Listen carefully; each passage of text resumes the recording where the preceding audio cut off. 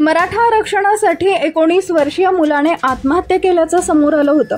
मात्र या घटनेबाबत पोलिसांनी तपास केला असता धक्कादायक माहिती समोर आली आहे। पुढे बातमी पाहण्याआधी AM मराठी न्यूजला जरूर सबस्क्राईब करा।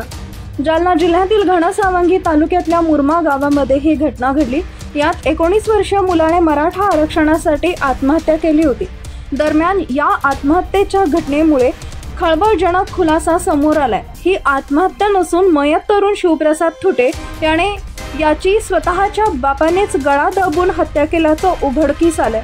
आरोपी महादेव थुटे याचा मयत मुलाबरोबर वाद झाला। या वादात त्याने मुलाची गळा दाबून हत्या केली। शिवाय ती आत्महत्या असल्याचं भासवून त्याचा मृतदेह घरातील पंख्याला लटकवला। याशिवाय आपण आरक्षणासाठी आत्महत्या करत असल्याची एक चिठ्ठी मुलाच्या नावाने लिहून ठेवली। दरम्यान पोलिसांना डॉक्टरांनी केलेल्या PM रिपोर्टच्या आधारे संशय आल्याने त्याचा विसेरा तपासणीसाठी पाठवला होता।